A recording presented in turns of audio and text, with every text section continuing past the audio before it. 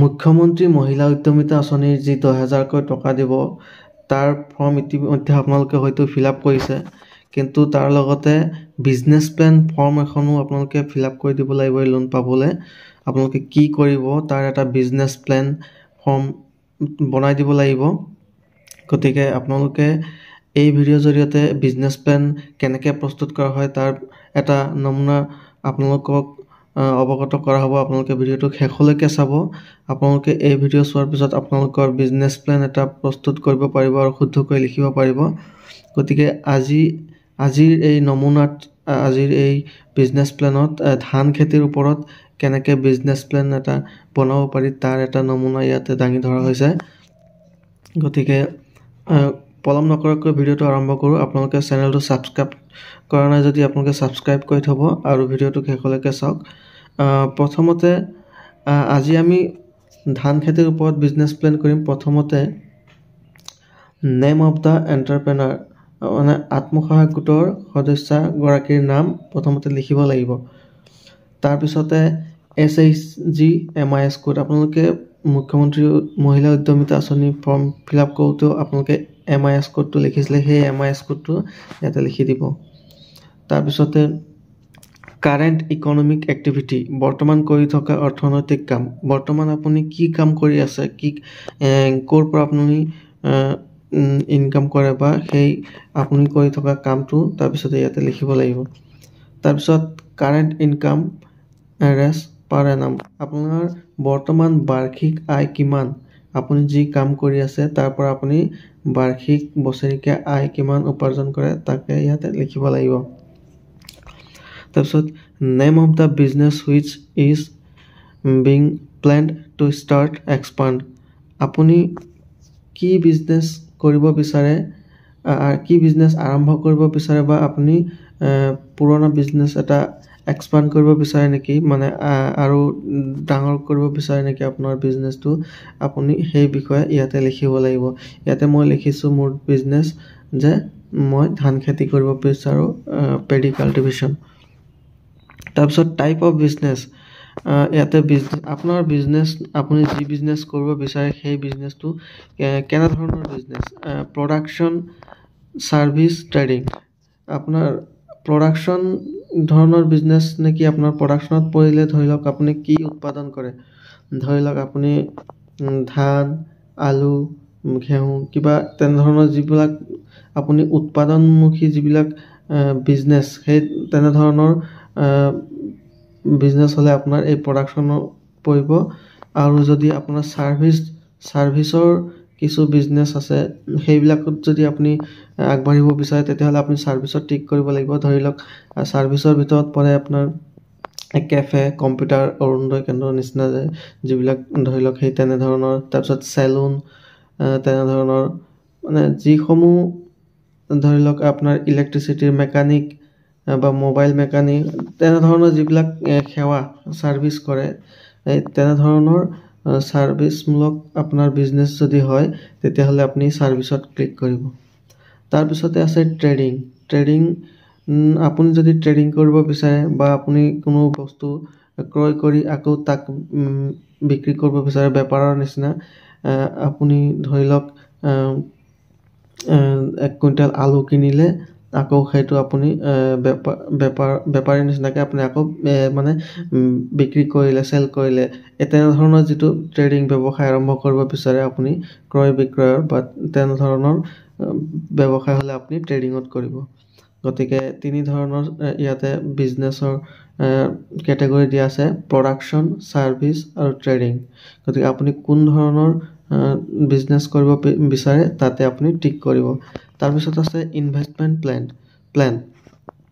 তাৰপিছত ইনভেষ্টমেণ্ট প্লেনত আপুনি ইয়াতে এৰিয়া অফ কাল্টিভেশ্যন, মই ইয়াতে 3 বিঘাৰ প্লেন প্ৰস্তুত কৰিছোঁ। 3 বিঘা মাটিত আপোনাৰ ধান খেতিৰ কেনেধৰণৰ ইনভেষ্টমেণ্ট কৰিব লাগিব তাৰে ইয়াতে মানে প্লেন কৰা হৈছে। আপোনাৰ ইনভেষ্টমেণ্ট প্লেনত ইয়াতে 3 বিঘা মাটিৰ খৰচৰ ওপৰত ইয়াতে প্লেন। তাৰপিছত আছে নেম অফ দ্য ৰ মেটেৰিয়েলছ, কেঁচা সামগ্ৰী বা আপোনাৰ কি বস্তুৰ প্ৰয়োজন হ'ব এই আপোনাৰ এই বিজনেছত তেতিয়া সেই বস্তুখিনি ইয়াতে লিখিব লাগিব। তো নেম অফ দ্য ৰ মেটেৰিয়েলছত ইয়াতে তাৰপিছতে প্ৰথমতে আপোনাৰ চিড লাগিব, বীজ লাগিব আপোনাৰ ধান খেতি কৰিবলৈ। তাৰপিছত বীজ লাগিব আপোনাৰ 15 কেজি বীজৰ দৰকাৰ হ'ব, আৰু 15 কেজি বীজৰ দাম 100 টকাকৈ হ'লে 1500 টকা হ'ব মুঠ। আৰু ফাৰ্টিলাইজাৰ সাৰৰ প্ৰয়োজন হ'ব ধান খেতিৰ বাবে। এই ধান খেতি কৰিবলৈ হ'লে আপোনাৰ ধৰা হৈছে 75 কেজি আপোনাক সাৰৰ প্ৰয়োজন হ'ব, আৰু প্ৰতি কেজি সাৰৰ দাম 60 টকাকৈ ধৰা হৈছে। 60 টকাকৈ হ'লে আপোনাৰ 4500 টকা হ'ব আপোনাৰ সাৰৰ দাম টোটেল। তাৰপিছত আপোনাৰ হাল বোৱা 3 বিঘা মাটিত যদি এবাৰত 2 চাহকৈ মাৰে তেতিয়াহ'লে 6 বাৰত আপোনাৰ এবাৰত যদি আপুনি 2 চাহকৈ মাৰে তেতিয়াহ'লে 600 টকাকৈ 6 গুণ 3 বিঘাত 6 গুণ 3600 টকা পৰিব, 3600 টকা পৰিব মুঠ।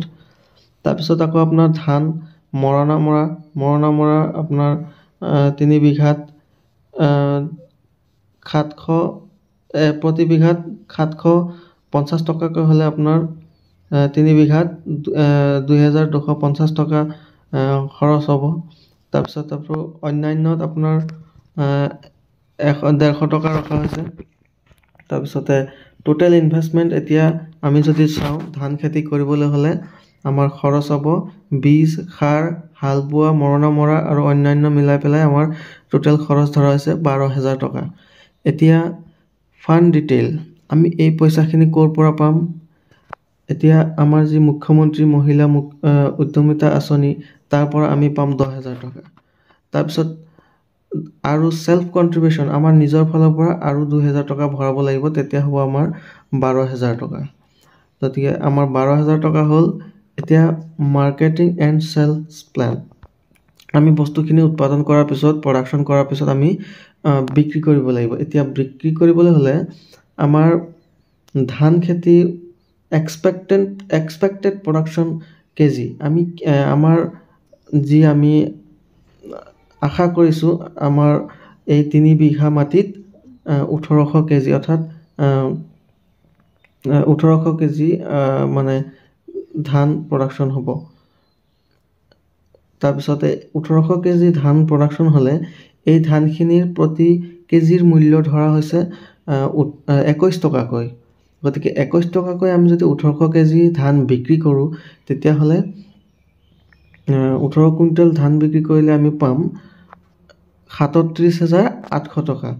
আমি এই ধানখিনি যদি বিক্ৰী কৰোঁ 18 কুইণ্টেল তেতিয়া আমি টোটেল টকা আমাৰ বিক্ৰয় হ'ব 37,800 টকা। এতিয়া এক্সপেক্টেড এডিশ্যনেল ইনকাম পাৰ ইয়াৰ আপুনি যদি এই ধান খেতি বিক্ৰী কৰি 37,800 টকা আপুনি বিক্ৰী কৰি পালে, আৰু তাৰ উপৰিও আপুনি আৰু এডিশ্যনেল কিবা ইনকাম আপোনাৰ হোৱাৰ চান্স আছে নেকি, আৰু সেইটো আপুনি ইয়াতে লিখিব পাৰে। তাৰপিছতে আপুনি এইখিনি প্লেন লিখি পেলাই আপুনি ছাবমিট কৰিব লাগিব। ছাবমিটেড বাই আপোনাৰ দ্বাৰা ছাবমিট কৰা হৈছে, গতিকে আপোনাৰ চাইনটো ইয়াতে লিখি দিব, signature of the SHG member. তাৰপিছতে আপুনি ছাবমিট কৰি পেলাই এইটো ব্লকত জমা দিব।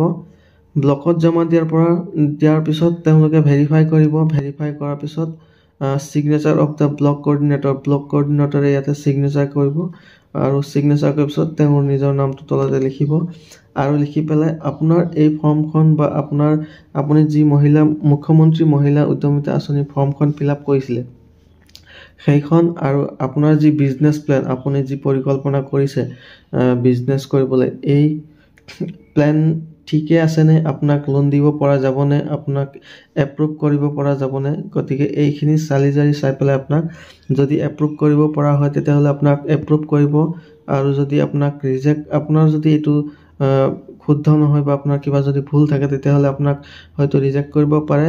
আৰু যদিহে আপোনাক ৰিজেক্ট কৰে, আপোনাক কি কাৰণে ৰিজেক্ট কৰিছে এইখিনিতে আপোনাক এটা ৰিমাৰ্কছ লিখি দিব লাগিব আপোনাৰ ৰিজেক্ট কৰাৰ কাৰণ। গতিকে এনেদৰে আপোনাৰ এটা নিজৰ বিজনেছ প্লেন প্ৰস্তুত কৰিব পাৰিব। আপুনি অকল ধান খেতিয়ে নহয়, অন্যান্য যিকোনো উৎপাদনমূলক প্ৰডাকশ্যনমূলক আপুনি যদি বিজনেছ কৰিব বিচাৰে যিকোনো খেতি আপুনি আলু খেতি কৰিব পাৰে, মৰাপাট খেতি কৰিব পাৰে, কুঁহিয়াৰ খেতি কৰিব পাৰে। যিকোনো খেতি আপুনি যদি ইয়াক কৰিব বিচাৰে, আপোনাৰ যিটো বিজনেছ প্লেনৰ আৰ্হি বা নমুনা এনেধৰণে আপুনি বনাব পাৰে।